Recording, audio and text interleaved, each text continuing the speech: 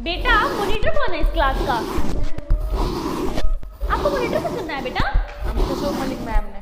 कुसुम Malik ma'am ने? अभी अभी मैं मॉनिटर चेंज कर रही हूँ। वो कौन होती है बनाने वाली? बेटा आप खड़े हो, अब से आप मॉनिटर हो। आया बड़ा कुसुम मलिक मैम ने बनाया। जी मैम। सेजल मैम, पेपर में आपकी ड्यूटी कुसुम मैम के साथ है। सॉरी मैम, मैं नहीं करूँगी उनके साथ ड्यूटी। मेरी नहीं बनती उनके साथ, नहीं मेरी अलग कर दो मैम ड्यूटी आप। है रेनू मैडम, वैसे आपके आगे मेरे बारे में कुछ बात करती है क्या चाम शेट्टी कुसुम मैडम? नहीं मेरे आगे नहीं बोलती, डरती है मेरे से तो मेरे आगे बोल के दिखाए पर सही कह रहे हो रेनू मैडम आप। आगली सोगली सी, मेरे को तो बिल्कुल नहीं पसंद है कुसुम मैडम। मूड खराब हो जाता है इसकी शक्ल देख के मेरा तो। चलो जल्दी जल्दी लॉन करो। हाँ बेटा। आपको पता है कुसुम मलिक मैम के घर पे ना फंक्शन हुआ था, मैम इतनी अच्छी लग रही थी। तो मैं क्या करूँ?